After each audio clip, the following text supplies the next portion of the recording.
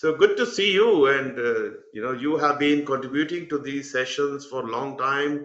And I mean, just check my LinkedIn connection. We are connected since 2011, which is more than 14 years. So I've Yeah, seen you in your young age when you're still young, you're a yeah. young professional, and you're still contributing to a lot of people. You have achieved PGMP in 2012 or 13. I don't know when you 14, did, but when? 14. 14. P. Yeah, yeah. I think that's where we got connected for some reason, and since then we are friends, and we have done a number of podcasts together, and it's always pleasure talking with you. Yeah, and I'm happy that I met you, and I'm not sure what the exact opportunity was, but when it was 2011, as our LinkedIn connection data suggests, it might have been at one of these PMI conferences somewhere, because at this time, 2011, I was member of the ethics review committee, and we met at conferences also to deal with ethics complaints and ethic violations of the code of ethics of PMI. And it was an interesting time. I was 6 years on that committee, dealing with a lot of violations and bad guys, but also it's like prosecution and judge in one person. though we though we split these two roles in our hearings, and so it was an interesting time. And I'm a volunteer of PMI since 1998, when I was asked to be the president of the PMI Frankfurt chapter in Germany. And I did that job for 8 years. So I really tried to give it to somebody else, but nobody did over time. And then what happened is, in 2005, I was elected to the PMI board of directors. And this was a big honor, and I was really looking forward to this. But really had to give up the presidency of the chapter. So somehow I left the chapter, and to be honest, though, the chapter had some problems after that. It was for some time even under supervision of PMI headquarters, and but now the chapter landscape in Germany is quite great. So all chapters that were existing, 4 chapters are gone, and we have one Germany chapter now, which was merged from the others, and it's about 4,000 members. Yeah, It's yeah. not so bad, but we still have potential, because in Germany we have a membership of 11,000 members. Wow. Yeah, which is, so we have a potential of 7,000 members coming to the chapter, and then certainly we have to update our processes, and because if you serve 4,000 people, that's a lot, but 11,000 people, that's a lot more. And maybe people come in and they have questions, and they want to be served with other stuff. Yeah, that's what you do. I'm still volunteering for that chapter, and in a capacity of an online event manager. So I'm part of a group of 7 volunteers who manage to do 2 webinars every month, English language webinars. And from these 7 volunteers, I'm the only German. So the rest is distributed from other countries, and even they are living elsewhere. So our lead of the group is living in Brussels. One guy is living in Beirut in Lebanon. Others are living around the place. But it's interesting to have such a virtual community with diverse backgrounds, and still performing. Yeah. Yeah, great. You have been doing a lot of volunteer job and helping a lot of people. This is great. Um, Other thing I was noticing, I used to think like Europe is not PMI aligned, but when I was doing some research on PMPs, global PMPs, so a lot of, Germany, UK, and many of the European countries have the high among the top 10 countries with the most PMPs. Hang on. Mhm. So that means PMI is popular in Europe and European countries. Even PGMPs and PFMPs is growing very fast. So, yeah, so there's no, Europe is not far behind. It's not Good. only people cert or Prince 2 only anymore. It is PMI, and PMI is doing great there. That's good. Yeah. Well, the growth of PMI certifications, especially PMP, I attribute that to the distribution of U.S. multinational companies. So I was an employee of IBM, and that's Yeah, how I came to PMI. I yeah, got knowledge of it, and at this time in '92, PMI was not yet. Uh, yeah, represented in Germany, mm, and elsewhere. But as IBM and although others like HP or EDS or other companies decided to globalize project management, and according to PMI, so that's why PMI's globalization took place in the beginning of the 2000s, and yeah, now we are here. More yeah. than 200, 300 chapters or whatever, and yeah, it's a good thing. Look, I mean, thank you for what contribution. Yeah, the part of PMI globally, to Germany, and to these podcasts, bring the knowledge, your experience to these topics. And today's topic is another interesting topic, and kind of very much resonate with our today's, how this company is going and struggling or transforming. The topic of today's podcast is transformation and restructuring of organization, now or never. Should we do it now? Should we do it in future? So I thought it's a good topic. And given that your experience involved in IBM and some other transformation, maybe you are the right person to take care of some of my questions. Okay, good.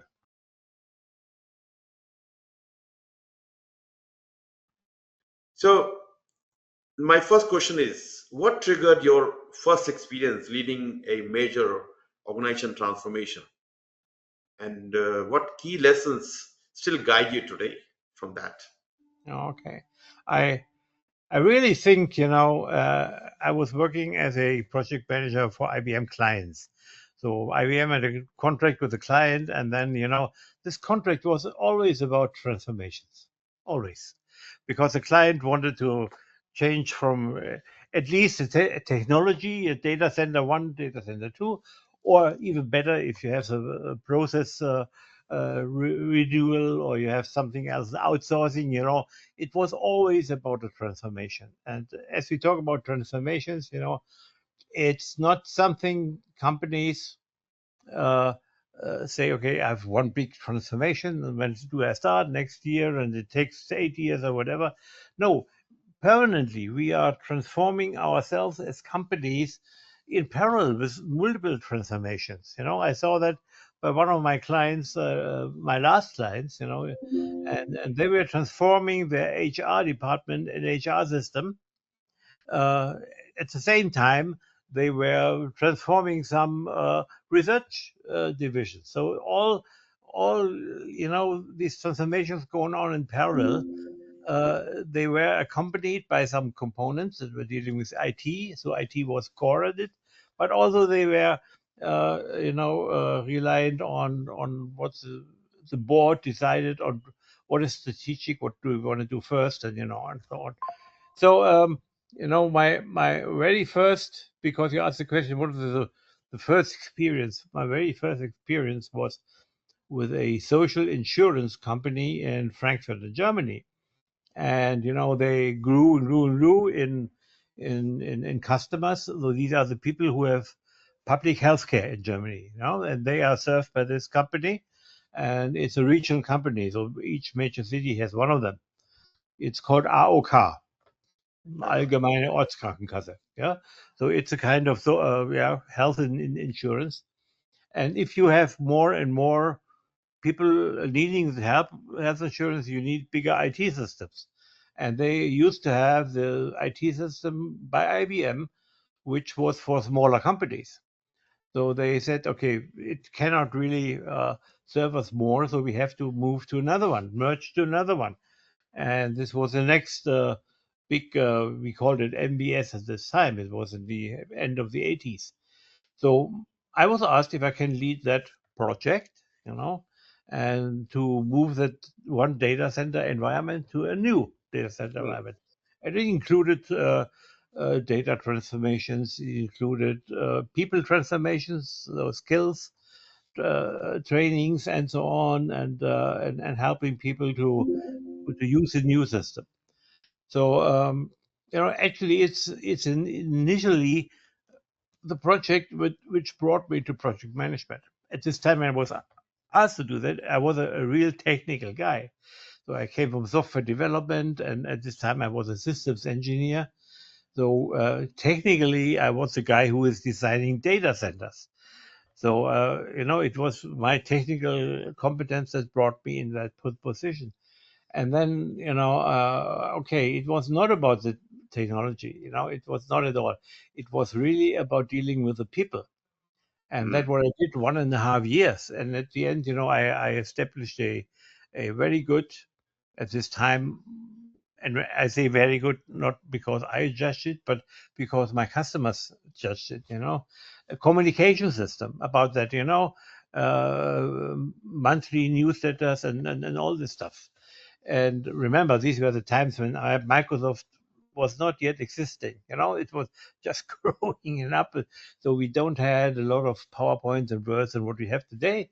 It was really rudimental ways how to distribute newsletter, how to create them, how to document them, how to input pictures and so on.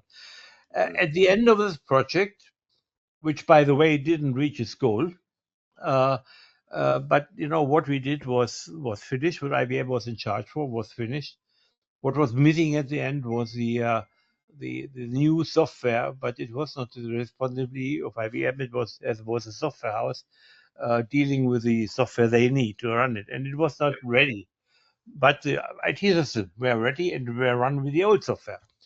And the CEO of this our car came to me and he said, "Walenta, you did a great job and in communication, and that helped us a lot to reduce the uncertainty, to overcome conflicts, and to really uh, pull all these people in and create their buy-in. And thank you very much for the communication." And that's when I realized, okay, it's if I want to grow myself and develop my skills, my capabilities on top of that, I used in the past, it's about people business. And so I really made a break, and I forgot everything about software development. I forgot everything about system engineering, and I focused on the new target, which was project management. And at this time, it was in 88, nobody really understood what was project management as we understand it today. There was a PMP, but nobody was aware of that. But, I ended this journey, and this was really a happy event for me. So, so this was transformation, your transformation as well from a system engineer Yeah. to a project Yeah. manager, and never look back. Yeah, yeah, always you say you have the transformation, and then you look at the organizations who's initiating and funding it, where the sponsor is from, and who will get the benefits out of it. But in parallel, you are transforming all the people because you're Yeah, transforming how they behave and what they do. You even transform your suppliers. You transform your customers. So if you start changing one element of a system like that, economic system, you will change many elements. exactly. And you talked about data center and transformation of that, but I mean we have seen many type of transformation, like a digital transformation, agile transformation, organization transformation, from restructuring of the organization itself, the way it is done, to the way, there are a number of transformations are happening around, based on some, CMMI. Okay, currently we are this, and Yeah, we're going to transform to CMM level 3 or 5, and these are the things we have to do. So there are a lot of people skills are required in this case. Not just technical skills, but people skills are required, because you bring transformation. Not everybody ready to change, and we need to take them through journey as part of the transformation journey. So Yes. that's where, as a skilled project or program manager who understand not only where we are, where we're going, but how we're going to go there, is going to be very important Oh yeah. for a successful transformation or restructuring. And I would say, it's even more important to know how you do it than that you understand where you're heading, Yeah, because in many transformations I saw, what is clear is maybe there's a need to transform because yeah, of AI or as a new strategy or a mergers or technology disruption or you name it, and you named it. But once you have the problem, you don't have a solution. yeah. Maybe part of the way to go to something that could be a solution is, to experiment, to choose a path, and but the other ones would be better, and so on. So transformation is very important to understand. You start a transformation because there is a need, a problem, whatever is a situation you have to deal with, but you might not know yet what the target situation is. So you assume something, you estimate something. Say, okay, okay, let's go this way, and then what you need to do is you go this path, but then, and that's the difference between projects and program. The projects follow that path. They have a plan, and if you want to change that plan, you have to go back to the charter maybe and to estimations and get new approvals. As a program manager, you are following this plan, and you are recognizing opportunities, and you're recognizing the right things to do. You are much more flexible in how to get to something, and you Mm, are even able to change that something, because what you are creating is benefit for different stakeholders maybe, but let's be simple for one stakeholder. But if you on the way to that benefit, you grasp the opportunity to and you see an emerging benefit, you can grab it, and you can include it in your scope and in your target. Still, you need to talk about it and have approvals and everything, but you are much more flexible, and you are not averse against changes, but you look for them. yeah, yeah. And there are some stories, and there's some successes and failures. If they did not realize that they need to do transformation, and it may be too late, companies are wiped out. If you Yeah, talk about Blockbuster and Nokia and yeah. the other, Blackberries and few other names, they did not realize early enough, or they don't did not maybe realize, but it's too late to transform themselves from what they were doing, how they're doing, to the better way Well, of doing, and they lost the well, that's market. that's another topic with programs. Um, you're totally right. So if you miss the right timing to start something like a Yeah, transformation, to understand now here is the date when I have to do something, yeah, then if you don't have this feeling, and this feeling has to be developed, and it has to be built on a notion of what timing is. If yeah, you and the Japanese, the Chinese, the Asians are good at it, because in their philosophy there is something like, that you watch the environment, you find some solution, and then you determine the right timing to act. In our world, often, we have a roadmap, a plan, we have milestones, and we follow that strictly. And deviations are exceptions, should be. Otherwise, your plan is not worth the paper is written on it. Yet,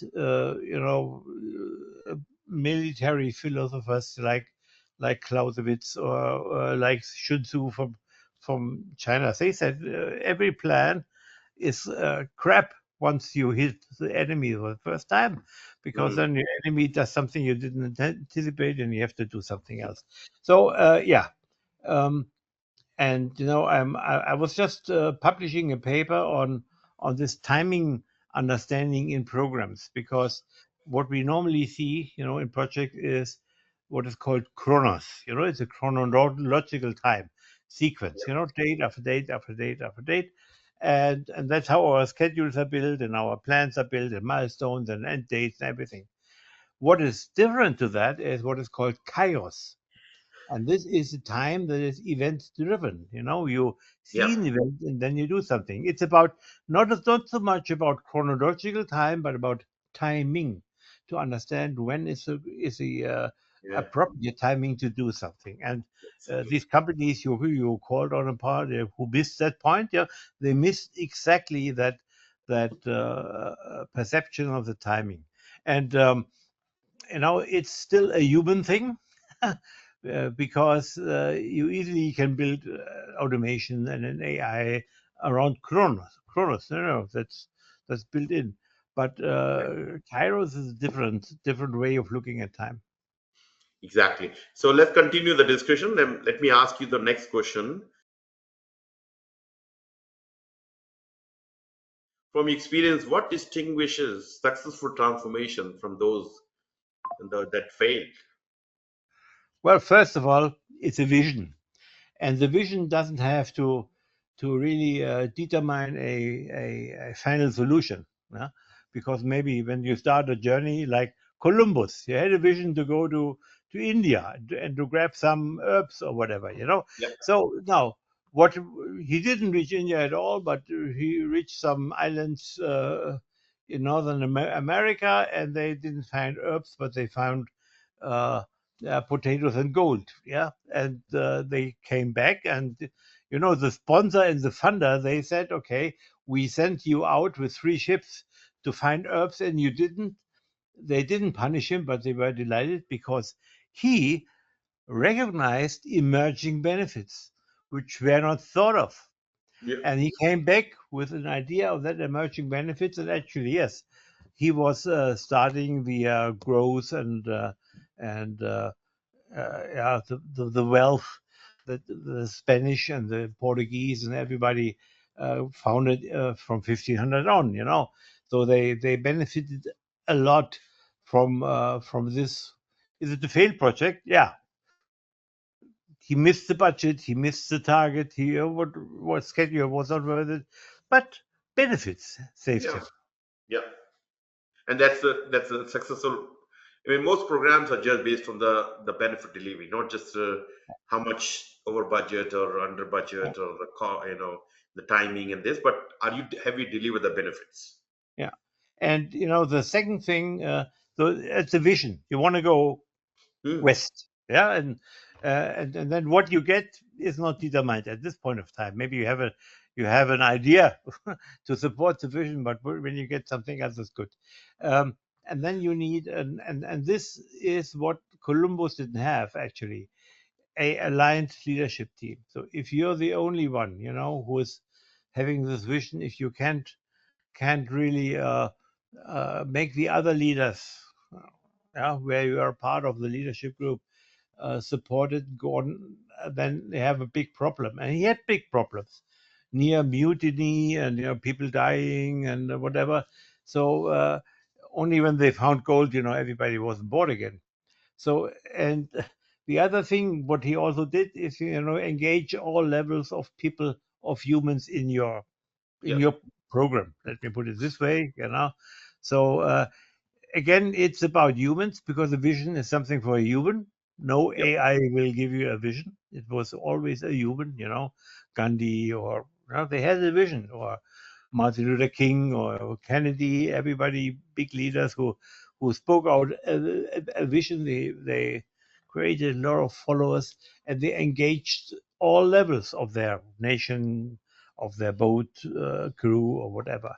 So this is, I think, because you asked, what is a successful transformation from yeah, those that fail, is you go on a vision, you have aligned leadership, and you engage all levels of people, and then there will be no failed transformation. You know, yeah, I have a hypothesis I want to think about and talk and write about. It's programs do never fail, because as you can adjust the targets, if you can adjust budgets and everything, which is limiting a project, programs, You are free to make a program successful. Everything what you create by a transformation, by a program, can be used for something by somebody. Yeah, Yeah. yeah, yeah. You mentioned very important point, the clarity of vision, because organization, they see, okay, this is where we are going, and you need to align with that vision and need to understand, and that because you are the leader of a program or a project, and you go to work with so many project managers or the team members, they are looking towards you to show them direction. So if you have no clarity of the vision, how are you going to take them from point A to point B? So the clarity of vision is the most important thing, and making sure your team members are aligned with that vision, then only we can reach there. If you see everything, yeah, you can see the light, but they can't see the light. You're not able to convince them there's a light.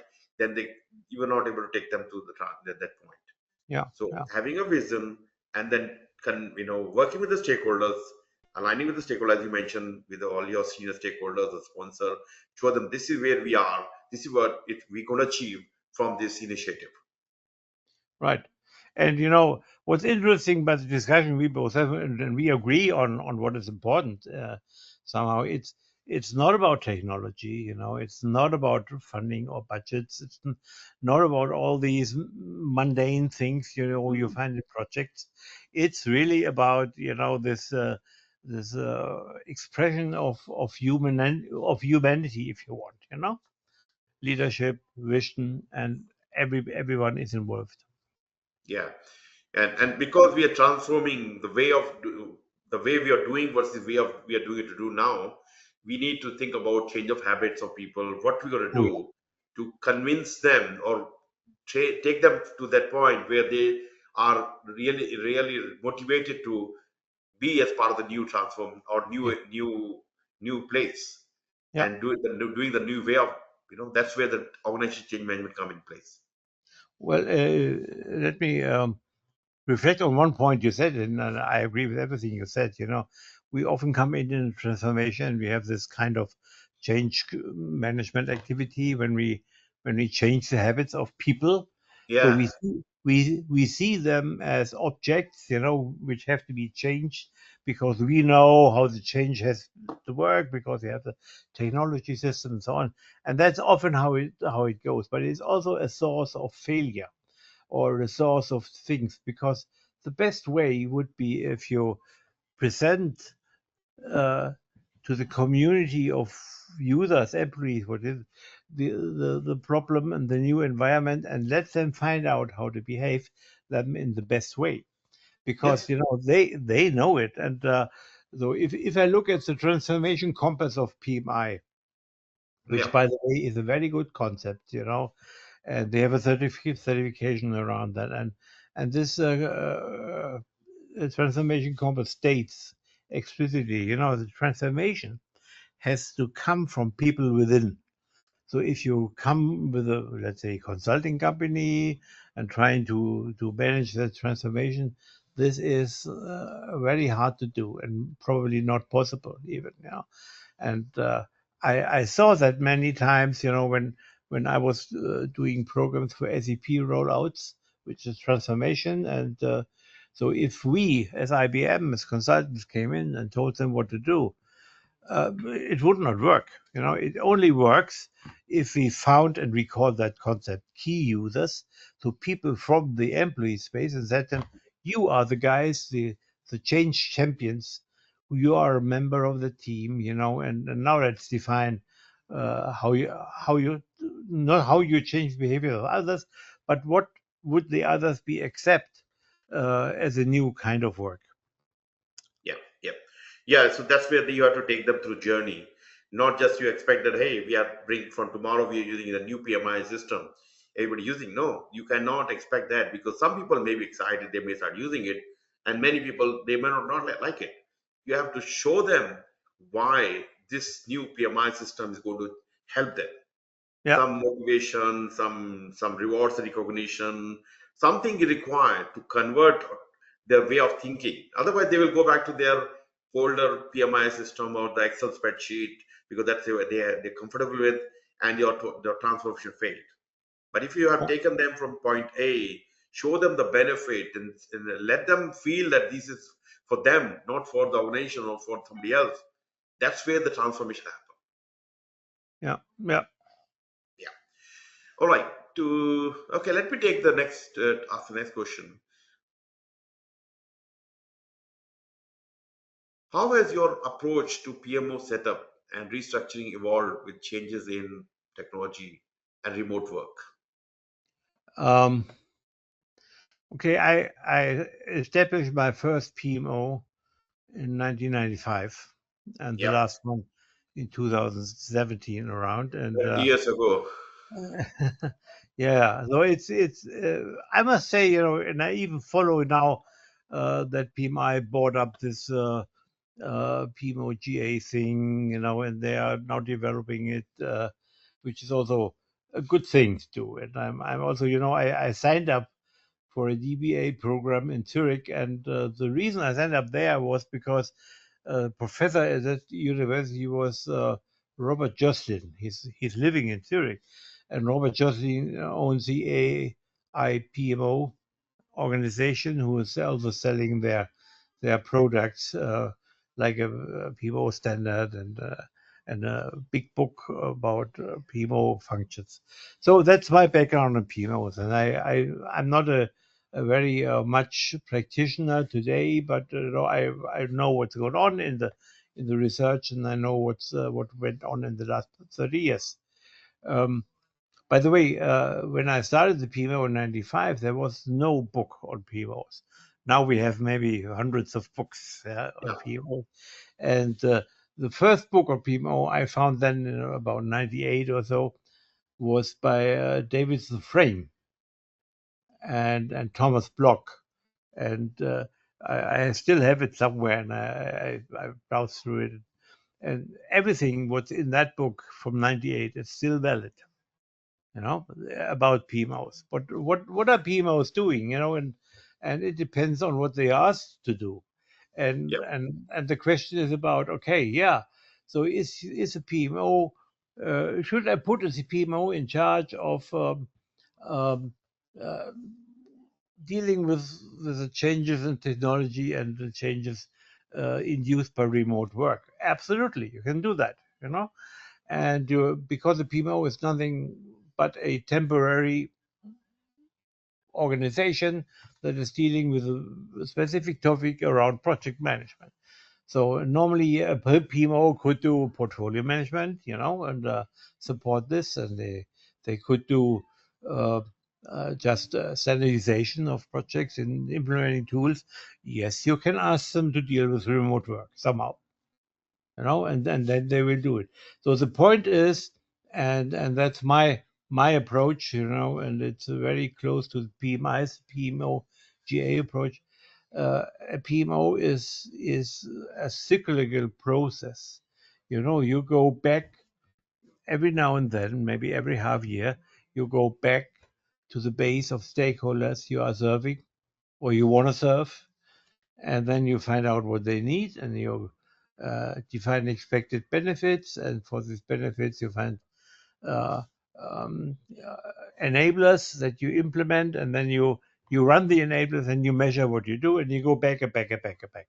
So this is something that you have to do, because otherwise the average lifetime of a PMO still is about 2 years. So mm, many PMOs are created for a reason, and then they do solve a problem, and they establish something, and then boom, they are gone because problem solved. Why should they be there? And then I've seen this with another customer some 20 years ago. They had a very good PMO. They established some kind of project reporting system, and was maybe a year's work.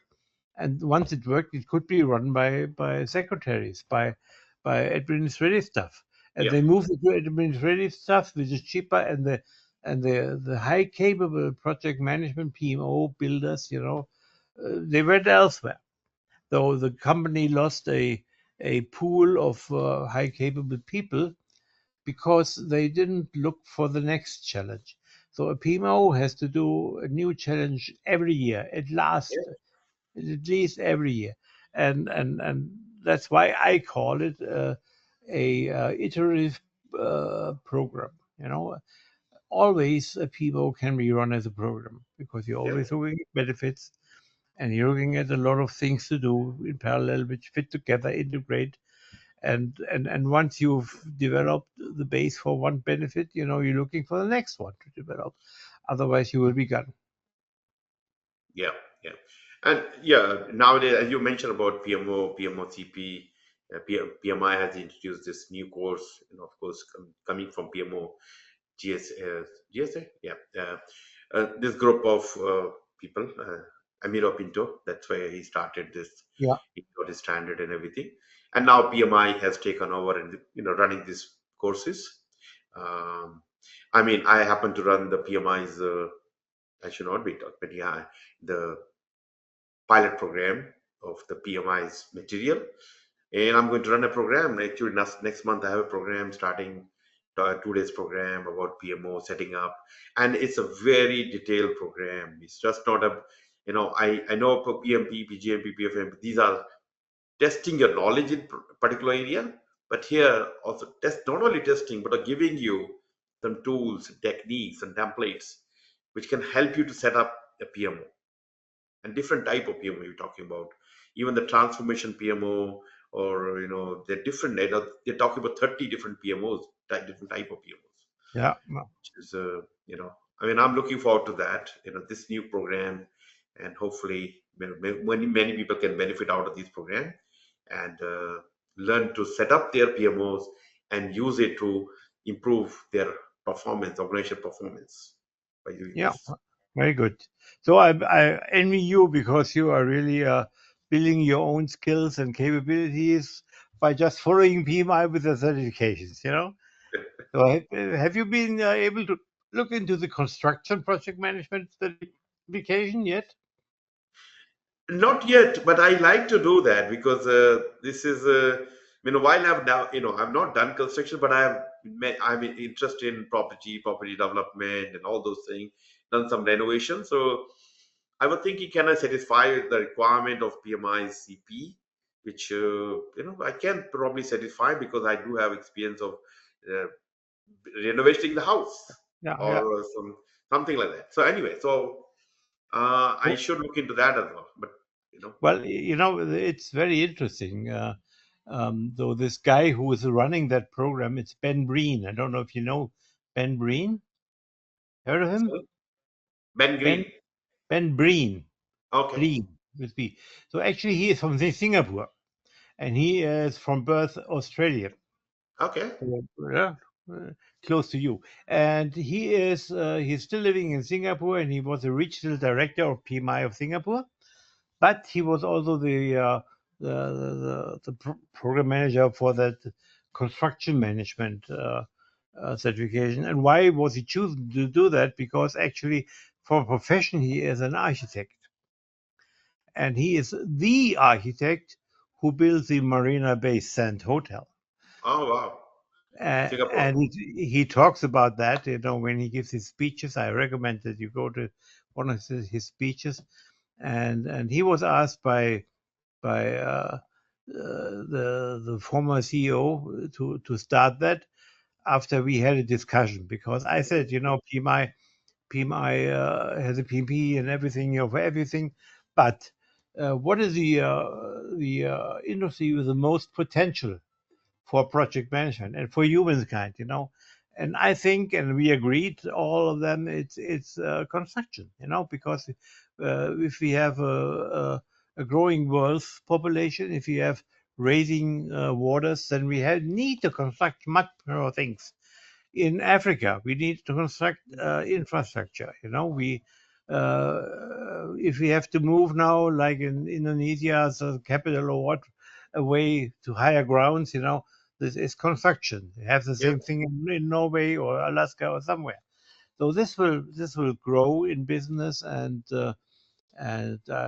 actually in my group, in the Germany chapter, I have one woman, and she is a construction manager. She also has a PMP, and she is really chased by companies if she wants to work for them. So it's in Germany. It's a profession that's better in demand than project management. Yeah. Because project management, okay, IT or whatever, but construction is the real thing. So they are transforming the construction industry. Well, that was the discussion at this time. I'm not sure if the new CEO has understood this opportunity, but or what the strategy is. So there might be a change in that. But yeah, Ben Breen is still enthusiastic about it, yeah, Yeah. because it's coming from a thing, and I think it's the right would be the right way to do. Yeah, actually it reminded me about my next week's webinar. I'm running this webinar with David Ironside, and he is Australian. He is in Singapore. He's the construction manager, construction project. So what you talked about with is exactly say, God, how do you know about this webinar next week? I'm talking about, and this is No, I very don't know. I don't know. I didn't know. But anyhow, if you come across PMI, maybe connect with Ben Breen and say hello from me. Then yeah, definitely. Yeah. we'll go. Okay, so let's continue with my next question. How should leaders build the case for transformation, manage resistance from stakeholders?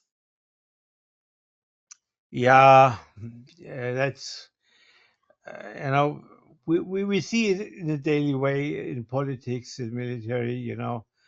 Um, so how does Putin, how does Zelensky build their cases for transformation? What they Yeah, want, and it works through narratives, stories to build, yeah, to explain the world in my view, yeah, and then convince people that this is a compelling view, a vision again, But what's really important is as a leader that you understand how to create narratives and how to own them and how to distribute them.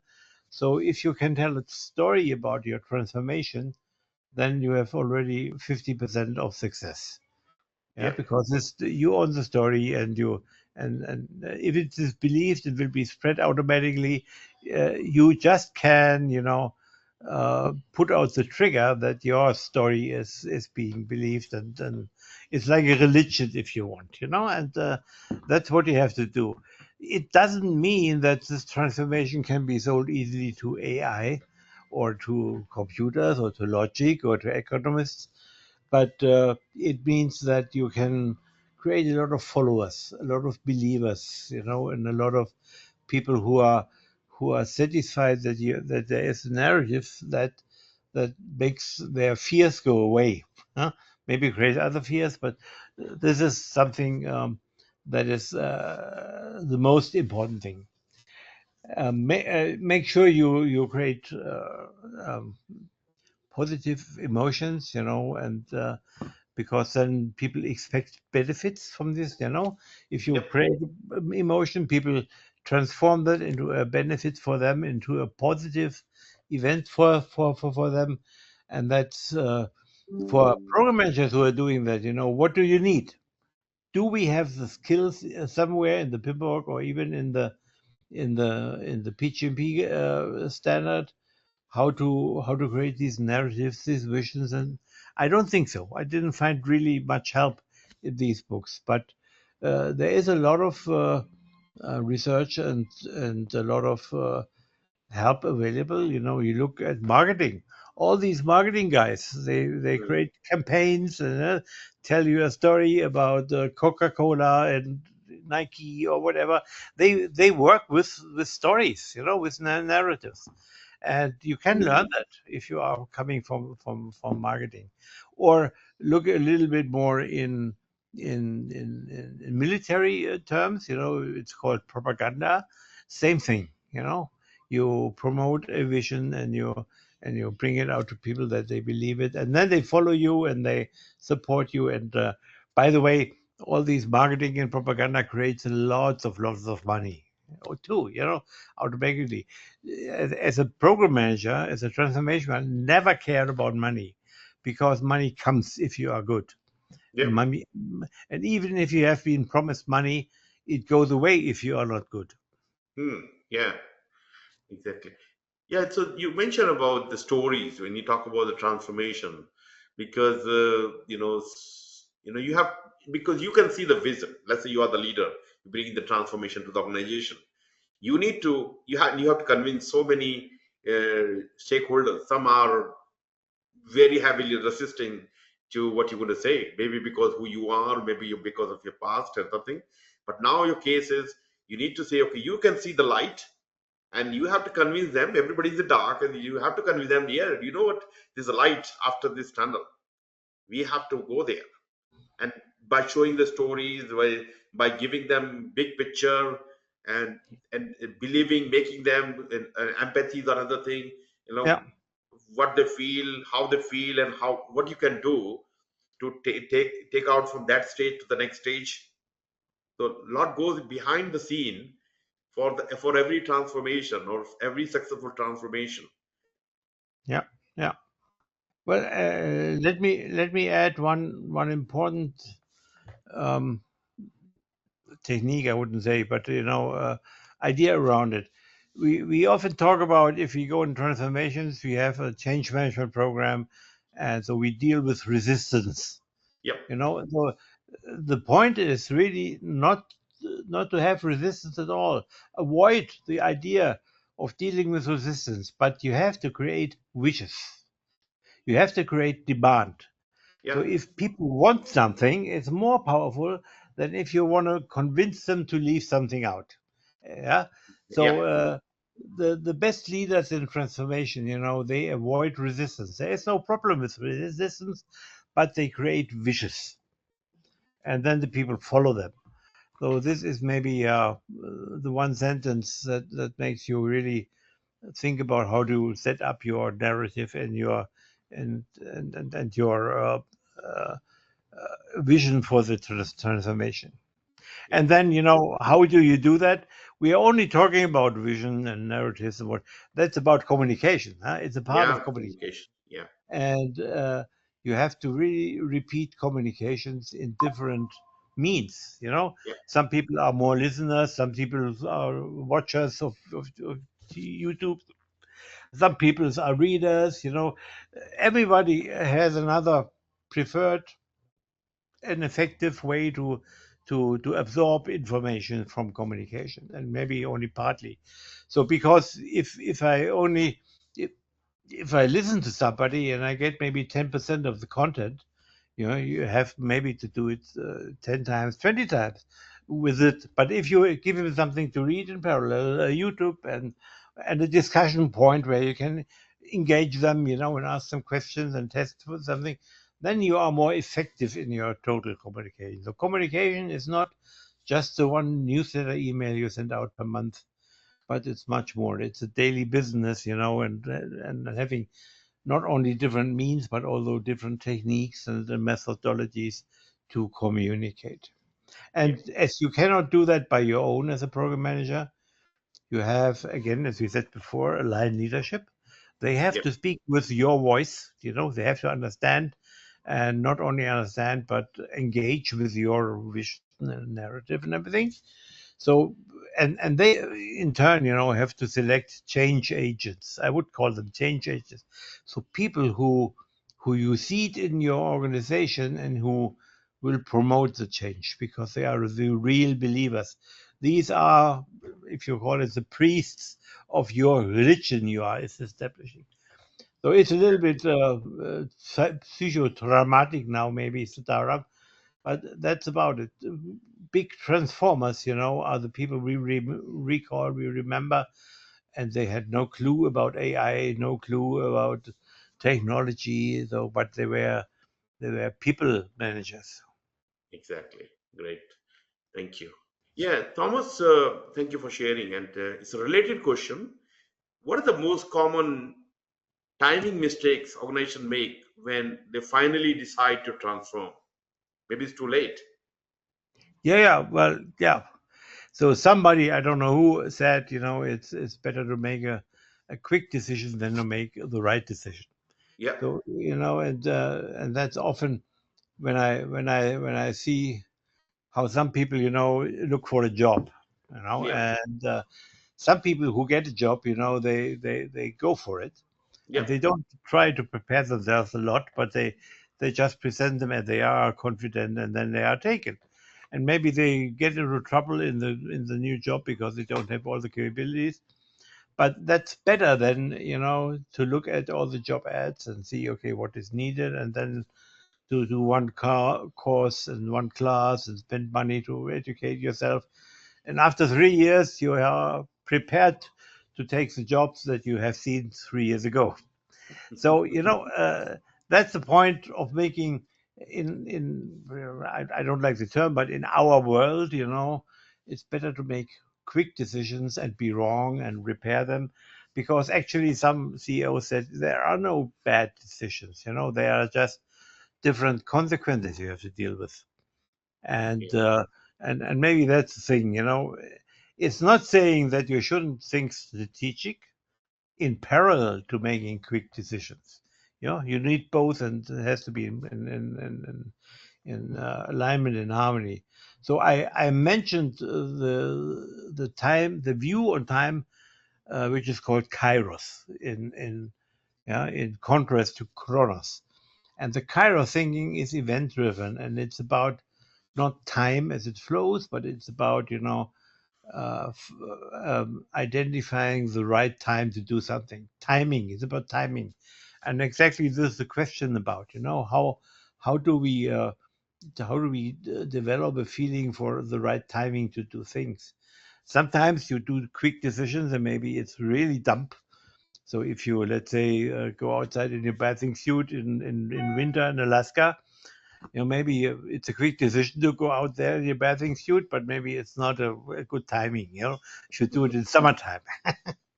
So yeah, you don't have to be dumb and without thinking and without logic or without fact, but you have to develop. You have to get away from that logical sequencing of timing of milestones into something to identify the opportunity when it flows in front of you. Uh, yeah, like timing is the most important here. I've seen, practical, people say, oh, Dharam, it's not right time for me to buy, let's say buying a house. I will buy when the market is down. Okay. And they wait for the down, and suddenly when it's about to go down, then it goes further up Yeah, before they realize already up, because it's not just like you waiting for something, the price goes down, other people waiting. When start buying, the price goes up.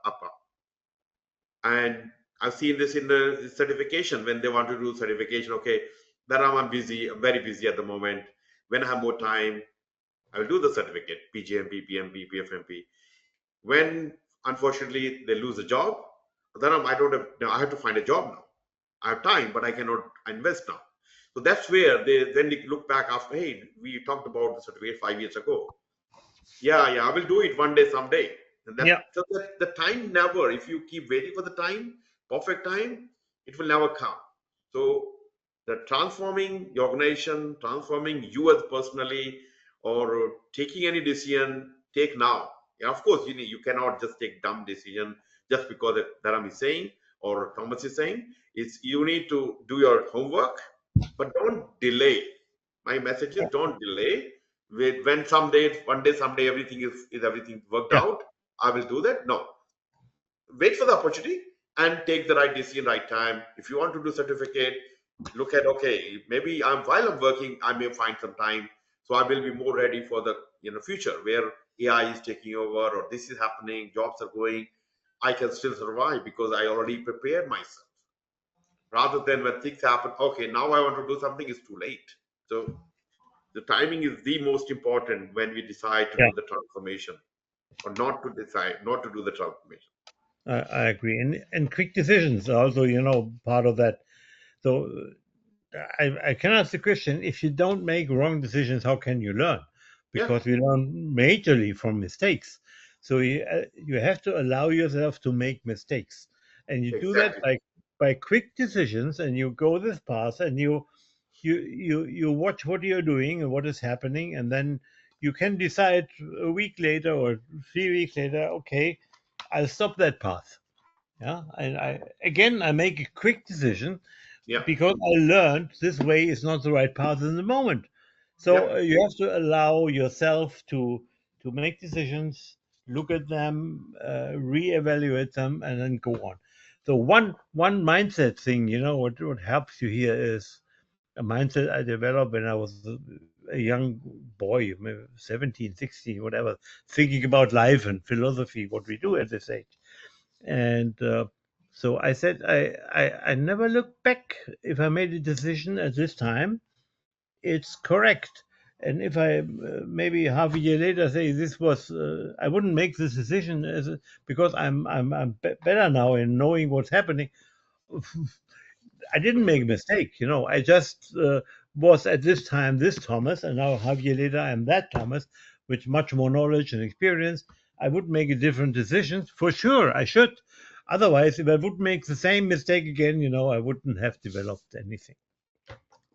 All right. Thomas, thank you very much. And, once again, this topic was great. And the discussion and the learning, you're sharing. Um, Thank you for all the contribution you have done for this. We are not done yet. I still have many questions to go through. So it's part of the next series of this particular topic. And we'll talk again in a few weeks' time and bring more questions to you. So thank you for your contribution and look forward for the next session. Yeah. Thank you, Dharam. Was a pleasure to be on your call. Yeah, and thank you and for people watching this webinar or podcast, and I love to see your feedback, of course.